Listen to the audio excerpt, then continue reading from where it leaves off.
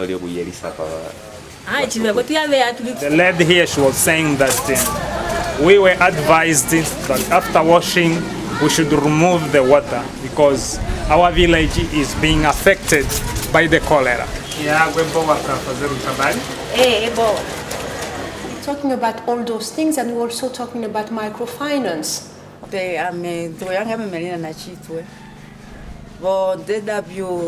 Digasimo 4 anulo wa 5 nuka da kwatele vitangi no ke chika chimwa tisa chalwa mama echi da fediga konte da pisha kwatele la chimu.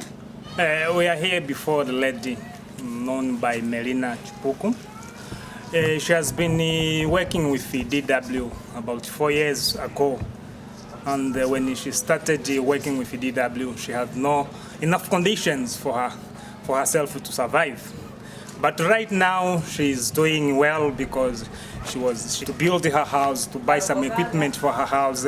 She even paying the fees for his son, for his daughters, and she even managed to buy a truck which they are trying now to make business. And also she bought 2 motorbicycles. And she is saying that I never had problems since the time I've started working with DW. No one had really heard about microcredit in Angola, and for that effect I went to Bangladesh and I got the opportunity to be trained by Mohammed Yunus. We knew that women were working a lot, that they were in charge of the household, but we also found out that they were using informal solidarity mechanisms.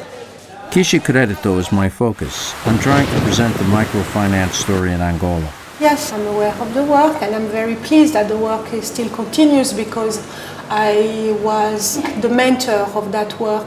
I'm very concerned environmentally. Agenda 21, which you brought up, which is a great concern of all nations, and should be, and some of the issues that we have to deal with here in terms of what petroleum is doing to the waters around Angola, one of the environmental concerns. Large corporations, which I know Angola depends on, but nevertheless, there's also the environment and the health of the people. How do you respond to that? Well, environment is a general concern. How do you bring it down to the people's agenda, especially in a country where the majority don't know how many meals they will be able to afford? Kixicredito is a success now. How would you see it becoming more successful in the future? Well, expanding, strengthening are the key words because you can only... Maria Lusua Teresa.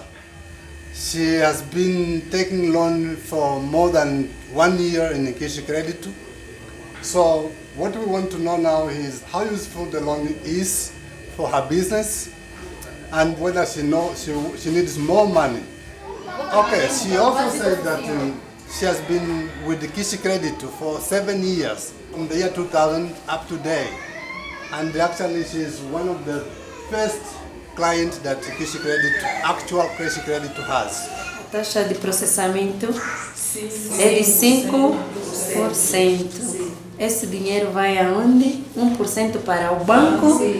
There's many avenues that the Kixicredito can take, of course, because it's the glue of many of the social ills. You're saying develop new products for the population, and what would those be? What would you suggest? I'm in favor of cooperatives, I'm in favor of micro-industries. E vocês, o que vocês estão a ver, como é que está a ver o programa, está a vos prejudicar, está a vos ajudar, queiram um parecer. O programa está nos ajudando, Está a ajudar muito, né? Já tens tua casa? Sim, já. Construíste? Sim. Nesse dinheiro ou muito antes? Não, muito antes.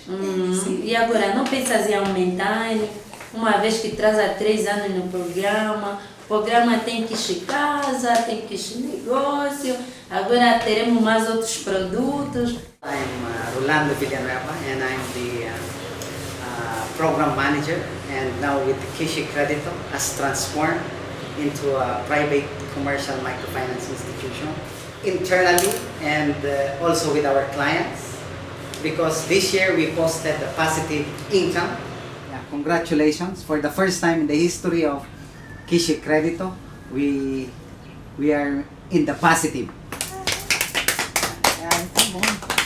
Mike, is Kixicredito or microfinance the same as regular banking?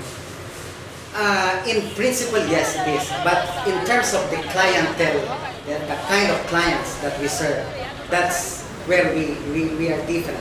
Because we are on the informal, we are on the poor. It's poverty lending.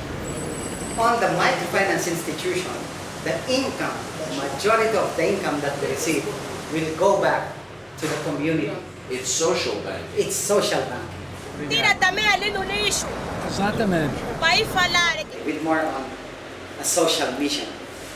As a bank, on the commercial bank, normally it's to maximize profit and to minimize cost. Meaning, if you can get all your profit to only one client, you will have to do that. But for microfinance, we have a mission of outreach. We must have to reach as many as poor as possible. So we can only give, with our limited resources, we cannot give too much, but we can give as low as $50 per person, $200, $100. Which is a lot. Which is a lot to cook. It can change their life. Because our belief is that poor don't have anything, but they have their labor. They have their capacity to make a living. Isolated. Yeah. Why don't you tell me about it? Yeah, actually, this is one of microfinance commitment and reducing poverty. It is outreach. We're going to Bailundo. It's pretty far from Huambo City, but there is a growing economic activity that people